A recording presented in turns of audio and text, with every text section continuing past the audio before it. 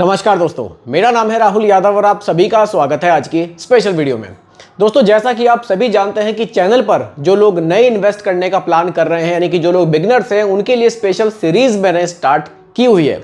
तो इसी सीरीज में आज की वीडियो का जो टॉपिक मैंने रखा है दोस्तों, वो रखा है मैंने फ्लेक्सी कैप म्यूचुअल फंड। अब फ्लेक्सी कैप म्यूचुअल फंड क्या होता है, कैसे काम करता है? देखिए, क्या होता है ना, कई बार जो लोग जो नए इन्वेस्टर होते हैं ना, वो किसी से सुन के कि हाँ यार फ्लेक्सी कैप बढ़िया है और उसमें निवेश कर देते हैं, लेकिन उनको पूरी तरह से पता नहीं होता कि आखिर फ्लेक्सी कैप म्यूचुअल फंड है क्या चीज़, ये मतलब निवेश कैसे करेगा हमारे पैसे को। देखिए, मार्केट में बहुत सारी म्यूचुअल फंड स्कीम है। अगर आप थोड़ा सा रिसर्च करेंगे, उनको समझेंगे, तभी आप अपने लिए सही म्यूचुअल फंड स्कीम चूज कर पाएंगे। नहीं तो आप किसी की भी बातों में आकर और किसी भी म्यूचुअल फंड स्कीम में पैसा निवेश कर देंगे। जरूरी क्या है ना, हर एक कैटेगरी को बिल्कुल ध्यान से समझना, ताकि क्लियर हो सके कि ये कैटेगरी आखिर मेरे लिए सही है या फिर नहीं है।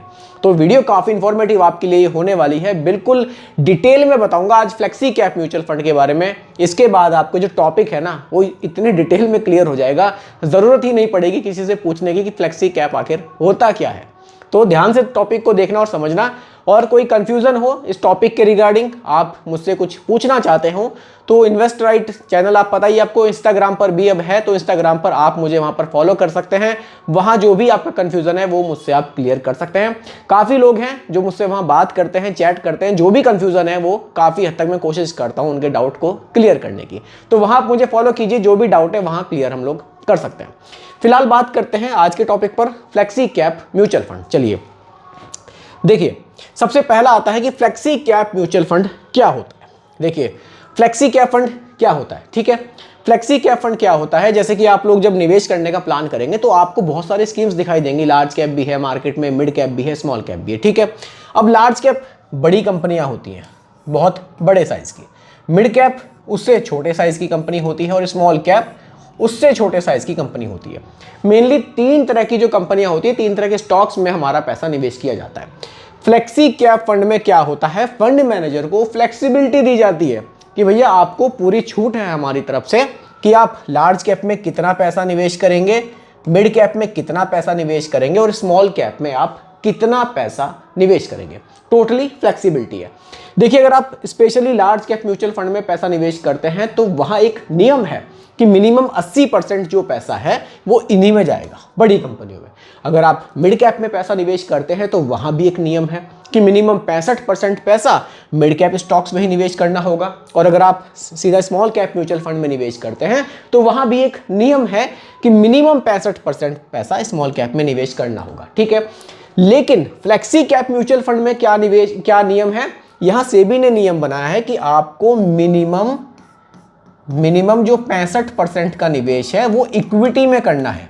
चाहे आप लार्ज कैप में कर लो, चाहे मिड कैप में कर लो, चाहे स्मॉल कैप में कर लो, चाहे तो कितना कितना आप इसको अपने हिसाब से घटा बढ़ा सकते हो, हमें कोई दिक्कत नहीं है। तो ये होता है फ्लेक्सी कैप म्यूचुअल फंड। कुछ और पॉइंट्स भी रखे हैं, सभी को समझ लीजिए, टॉपिक पूरा क्लियर हो जाएगा। चलिए, अगला पॉइंट है large cap, mid cap, small cap का डिफरेंस क्या है। क्योंकि अभी पिछली स्लाइड में जब हमने समझा कि लार्ज कैप में पैसा लगा लो, मिड कैप में लगा लो, स्मॉल कैप में लगा लो, इनके डिफरेंस को भी समझना जरूरी है। देखिए, अगर मैं यहां बात करूं लार्ज कैप पर, लार्ज कैप क्या है दोस्तों, हमारे यहाँ की ना, जो हमारी कंट्री की जो टॉप मोस्ट बड़ी बड़ी कंपनियां हैं वो लार्ज कैप है। कौन सी कंपनी आती है इसमें, जो हमारे टॉप 100 कंपनियां हैं, ठीक है, वो हो गई हमारी लार्ज कैप। अब समझ लीजिए आप मिड कैप और स्मॉल कैप को। मिड कैप, बिल्कुल एक एक चीज लिख लिख के आपको समझा रहा हूं, बता रहा हूं, ताकि कोई कंफ्यूजन बाकी ना रहे। मिड कैप में कौन सी कंपनी आएंगी, 101 रैंक से स्टार्ट हो जाएंगी और 250 रैंक तक ये जाएंगी। ये हो जाएंगी हमारी मिड कैप कंपनियां। उसके बाद आएगी दोस्तों थर्ड नंबर पर हमारी स्मॉल कैप कंपनियां। स्मॉल कैप में कौन सी कंपनी आएंगी, उनकी रैंकिंग हो जाएगी स्टार्ट 251 से, और फिर ये आगे तक जाएंगी छोटी छोटी बहुत सारी कंपनियां। तो ये बेसिक डिफरेंस है लार्ज कैप, मिड कैप और स्मॉल कैप में। देखिए, लार्ज कैप टॉप 100 कंपनी, जिसका मतलब बहुत बड़े स्टॉक होते हैं, मार्केट गिरती है उसका असर सबसे कम लार्ज कैप पर होता है। उसके बाद मिड कैप, उसके अगले 150 स्टॉक, यानी कि अगर मार्केट में गिरावट आएगी तो बिल्कुल यहां फर्क जरूर पड़ेगा, लार्ज कैप के मुकाबले थोड़ा सा ज्यादा पड़ेगा और स्मॉल कैप के मुकाबले कम पड़ेगा। सबसे ज़्यादा फर्क कहाँ पड़ेगा? स्मॉल कैप पर। ये बहुत छोटी कंपनियां होती है, मार्केट की गिरावट का सबसे ज़्यादा असर पड़ता है, लेकिन जब मार्केट में तेज़ी होती है तो सबसे ज़्यादा रिटर्न्स भी स्मॉल कैप से ही हमने देखे हैं पास्ट में, यहीं से बनते भी हैं। ये बेसिक डिफरेंस है लार्ज कैप, मिड कैप और स्मॉल कैप में। क्लियर है? आगे बढ़ते हैं। अगला जो पॉइंट है दोस्तों वो है फ्लेक्सी कैप फंड आखिर काम कैसे करता है। देखिए, काम करने का तरीका एकदम सिंपल है। फंड मैनेजर हैं, उनको यहाँ पर टोटली फ्रीडम दे दी गई है, फ्लेक्सिबिलिटी दे दी गई है कि भैया आप large cap, mid cap, small cap में कैसे भी एलोकेशन घटा बढ़ा लो। मान लो, देखो एग्जांपल के लिए यहाँ पर ये है लार्ज कैप, ये है हमारा मिड कैप और ये है हमारा स्मॉल कैप। ठीक है, तीनों हैं।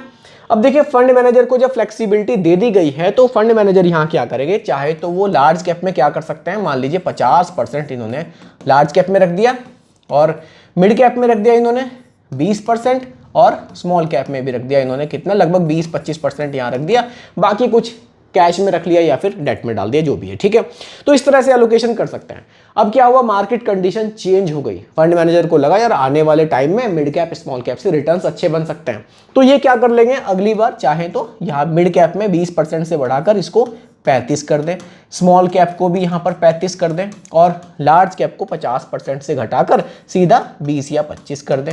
यानी कि टोटली फ्लेक्सिबिलिटी है। इस तरह से ये फ्लेक्सी कैप फंड काम करता है, यानी कि अपने एलोकेशंस को ये बार बार चेंज कर सकता है। जैसी मार्केट कंडीशन होती है, जैसा फंड मैनेजर को लगता है कि मुझे रिटर्न्स अच्छे कैसे बनाने हैं, मुझे अपना पोर्टफोलियो स्टेबल कैसे रखना है, वो चेंजेस यहाँ पर कर सकते हैं।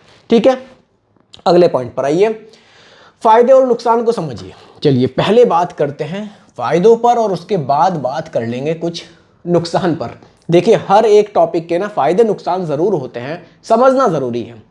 फायदों पर अगर मैं बात करूं, सबसे पहला जो फायदा है, वैसे तो आप समझ गए होंगे, मार्केट कंडीशन को देखते हुए ये पैसे को चेंज कर सकते हैं, एलोकेशंस को चेंज कर सकते हैं। स्टेबिलिटी चाहिए, लार्ज कैप में बढ़ा देंगे, ग्रोथ चाहिए, मिड कैप, स्मॉल कैप में बढ़ा देंगे, यानी कि आपको कोई मेहनत नहीं करनी है, फंड मैनेजर अपने आप आपका काम यहां पर करेंगे। ठीक है, लॉन्ग टर्म में हमने देखा है कि रिटर्न्स यहां से हमने बहुत शानदार पास्ट में फ्लेक्सी कैप फंड से हमने देखे। ठीक है, तीसरा फायदा क्या है? तीसरा फायदा दोस्तों यह है कि यहां पर आपको अलग अलग फंड्स लेने की जरूरत नहीं पड़ती। मान लीजिए आपको 2 या 3 हज़ार की एक SIP करनी है, लार्ज कैप या मिड कैप अलग, स्मॉल कैप अलग अलग थोड़े ना ले पाएंगे 2-3 हज़ार में, ज़्यादा पैसा लगा रहे हैं तो अलग बात है। तो यहाँ पे एक ही फंड को लेकर तीनों जगह पैसा निवेश कर सकते हैं। नुकसान क्या है?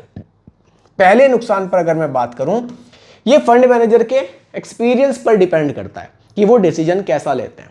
अगर उन्होंने डिसीजन गलत लिया तो आपको लॉस भी हो सकता है। और दूसरा नुकसान जो मुझे दिखाई देता है वो ये है कि इसमें आप जो पैसा निवेश कर रहे हैं वो कम समय के लिए मत कीजिएगा, क्योंकि ये प्योर इक्विटी म्यूचुअल फंड है। यहाँ जो भी निवेश करेंगे मिनिमम 5 इयर्स के लिए कीजिएगा, इससे कम के लिए बिल्कुल मत कीजिएगा।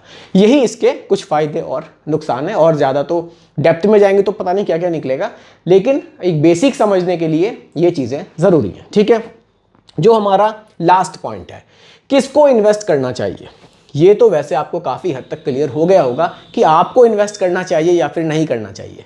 अगर आप बिगनर हैं, स्टार्टिंग कर रहे हैं म्यूचुअल फंड में और इक्विटी म्यूचुअल फंड में निवेश करना है, तो बढ़िया ऑप्शन है, आप कर सकते हैं। दूसरा, जो लोग अलग अलग म्यूचुअल फंड स्कीम में निवेश नहीं करना चाहते, सिंपली एक फंड रखना चाहते हैं, उनके लिए बढ़िया है। तीसरा, जो मार्केट पर बहुत ज़्यादा नज़र नहीं रखते तो वो भी एक सिंपल एक फंड लेना चाहते हैं और लॉन्ग टर्म तक निवेश करना चाहते हैं, अगले 10 से 15 साल तक, तो उनके लिए भी बढ़िया ऑप्शन है, वो लोग भी निवेश इसमें कर सकते हैं। तो दोस्तों, ये था आज की वीडियो में हमने जो डिटेल रिव्यू यहाँ पर किया फ्लेक्सी कैप म्यूचुअल फंड। आपको अभी भी कोई कंफ्यूजन हो तो जैसा मैंने आपको बताया था, आप मुझे इंस्टाग्राम पर फॉलो कर लीजिएगा, वहां आप डिस्कशन कर सकते हैं, कोई भी आपके मन में अगर डाउट हो।